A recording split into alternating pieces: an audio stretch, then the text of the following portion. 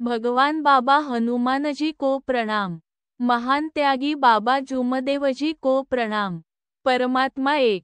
माझा अनुभव, चुकांची सोडवणूक केल्यावरच लाभते समाधान, म्हणून कर्म करताना ठेवा नियमांचे भान। माझे नाव कुमार दुर्गा हिरामनजी गव्हाणे आहे। या अगोदर माझा अनुभव या अनुभव मालिकेत मी 2 अनुभव दिलेले आहेत व आज मी माझा तिसरा अनुभव सादर करीत आहे। 2015 मध्ये जानेवारी महिन्यात आमचे त्यागाचे कार्य सुरू होते। त्यागाच्या कार्यातील बंधने आणि नियम आम्ही काळजीपूर्वक पाळत होतो। त्यागातील सर्व बंधने आपण पाळू शकतो, पण कधी-कधी आपण रागावर संयम ठेवू शकत नाही। त्याचप्रमाणे आमचे त्यागाचे कार्य सुरू होते। आम्ही 3 बहिणी, 1 भाऊ, आजी आणि आईवडील मिळून आमचे त्यागाचे कार्य सुरू होते। आजी पण त्यागाच्या कार्यात चिडचिड करायची, पण त्या कार्यात ती खूप नाही पण थोडीफार बोलायची।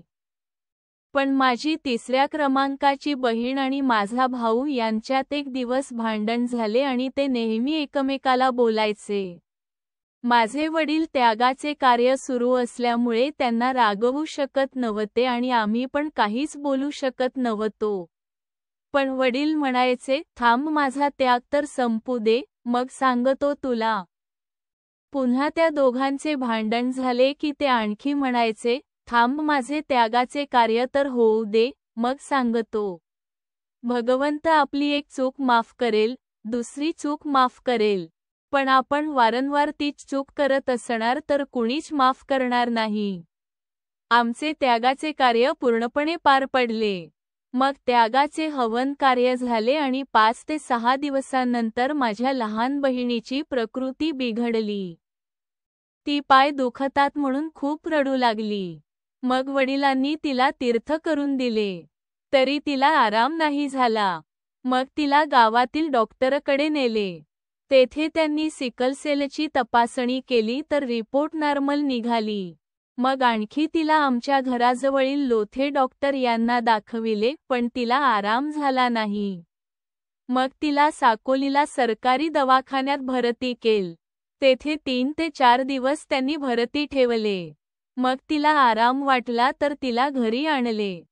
मग एक दिवस ती चांगली राहिली आणि पुन्हा तिचे पाय दुखायला सुरुवात झाली। मग आणखी तिला गावातील डॉक्टरांकडे नेले। आणखी थोडं तिला आराम झाला, पण तिला पूर्णपणे आराम मिळत नव्हता।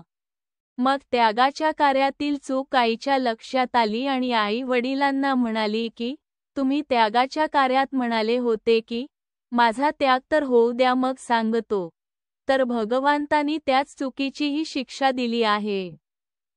त्यानंतर आम्ही ही चूक मार्गदर्शक काकाजींना सांगितली व त्यांनी आम्हाला माफीचे कार्य दिले। आम्ही ते कार्य घडवले, तेव्हा तिला आराम मिळाला। त्यानंतर तिला कोणत्याही दवाखान्यात न्यायची गरज भासली नाही। मग ती शाळेत जाऊ लागली। अशा प्रकारे त्यागाच्या कार्यात बोललेल्या एका शब्दाच्या चुकीमुळे हा अनुभव आम्हाला मिळाला। भगवंत हा दयाळू आहे। आपण केलेल्या चुकीची जर आपण क्षमा मागितली तर भगवंत आपल्याला क्षमा करतो।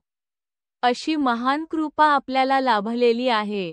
आपण त्यागाच्या कार्याच्या बंधनात असो किंवा नसो, पण जर आपण चुकीचे वागत असू तर त्या चुकीची शिक्षा आपल्याला मिळते। आपण जेव्हा दुःखी होतो, तेव्हा आपण मागे वळून बघितले पाहिजे की आपण कुठे चुकत आहोत काय आणि आपली चूक शोधून त्या चुकीची क्षमा मागितली की आपले दुःख दूर होतात। प्रत्येकाने बोलताना, वागताना 4 तत्व, 3 शब्द, 5 नियमांनी वागावे। तसेच पुन्हा एक छोटासा अनुभव सांगू इच्छिते। 2 महिन्या अगोदरची घटना आहे। माझ्या 3ऱ्या क्रमांकाच्या बहिणीची प्रकृती खराब झाली व पुन्हा तिचे पाय दुखणे सुरू झाले। माझे वडील आईला म्हणाले की, लीनाला डॉक्टरांकडे घेऊन जा। तर मी म्हणाली की, थोडंसं काही झाल की तुम्हाला अगोदर डॉक्टर दिसते काय? तीर्थ बनविता नाही येत काय? किती दिवस झाले आपण कार्य घेऊ म्हणत आहोत, पण कोणी ऐकत नाही। आधी कार्य घ्या, तिला काही नाही होत। कारण त्या अगोदर तिला 15 दिवसातच मासिक पाळी यायची. तर यासाठी आपण कार्य करू म्हणून आम्ही बोललो होतो. परंतु बोललेले शब्द आम्ही पूर्ण केले नव्हते. आई असे म्हणाली तरी पण वडिलांनी तिला डॉक्टरांकडे नेले. डॉक्टरांनी तिला औषध दिले आणि इंजेक्शन पण दिले. मग ते औषध संपल्यावर तिला आणखी दवाखान्यात नेल. डॉक्टरांनी तिला आणखी औषध दिली आणि म्हणाले की यांनी आराम नाही झाले तर रक्त तपासणी करावी लागेल. मग आम्ही 7 दिवसांचे कार्य केले. तेव्हा तिचे औषध सुद्धा संपले होते. मग आम्ही सर्वांनी भगवंताजवळ शब्द ठेवला की आता लीनाची औषध संपली आहे. आमचे कार्य संपेपर्यंत तिला आम्ही एकही औषध देणार नाही. माझे वडील रोज तिला तीर्थ करून द्यायचे. मग आमचे कार्य संपले व तिला आराम झाला. मग तिला कोणत्याही डॉक्टरांकडे जावे लागले नाही आणि कोणतीही औषध पण दिली नाही. बोललेले शब्द पूर्ण करून कार्य केल्यावर तिची प्रकृती ठीक झाली. 1-2 दिवसांनी माझ्या वडिलांनी दूध डेअरीमध्ये नेऊन दिले असता डेअरीतून परत येताना डॉक्टरांसोबत त्यांची भेट झाली. तेव्हा डॉक्टर म्हणाले की लीनाची प्रकृती कशी आहे? तिला पुन्हा आणले नाही. कोणत्या डॉक्टरकडे नेले? तेव्हा माझे वडील म्हणाले की आता ती ठीक आहे. तिला आता कसल्याही औषधांची गरज नाही. अशी ही भगवत कृपा महान आहे. लिहिण्यात काही चूक भूल झाली असेल तर भगवान बाबा हनुमानजी व महानत्यागी बाबा जुमदेवजी यांना क्षमा मागतो. नमस्कार. नाव कुमार दुर्गा हिरामनजी गव्हाणे. पत्ता मू. दिघोरी मोठी ता. लाखांदूर जी. भंडारा. सेवक क्रमांक 34684. मार्गदर्शक श्री राजूजी ठाकरे.